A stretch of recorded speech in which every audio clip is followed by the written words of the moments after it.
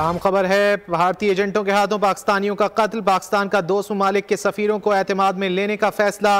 मुख्तलिफ ममालिक के सफीर दफ्तर खारजा में मौजूद। यूरोपीय यूनियन, अरब ममालिक और अफ्रीका के सफीर मौजूद। सफीरों के मामले पर एतमाद में लिया गया।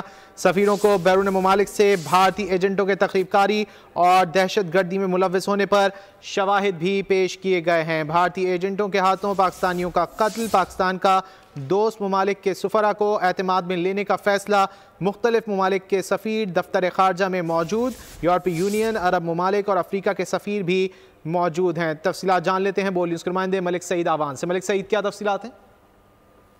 जी बिल्कुल, पाकिस्तानी सरजमीन पर भारतीय एजेंटों का पाकिस्तानियों का जो है वो कत्लेआम के हवाले से पाकिस्तान ने 2 ममालिक को एतमाद में लेने का फैसला किया और इस हवाले से मुख्तलिफ ममालिक के सफीर जो है वो दफ्तर खारजा में मौजूद है। सफारती ज़राए के मुताबिक इन सफीरों में यूरोपीय यूनियन, अरब ममालिक और अफ्रीका समेत बड़े ममालिक के सफीर शामिल है। इन सफीरों को भारत की जानिब से सोशल मीडिया के जरिए पाकिस्तान में पाकिस्तानी शहरियों के कत्ल पर एतमाद में लिया जा रहा है। ज़राए के मुताबिक सफीरों को बैरून ममालिक से भारतीय एजेंटों की तखरीबकारी और दहशत गर्दी में मुलव्वस होने पर शवाहिद पेश किए गए हैं।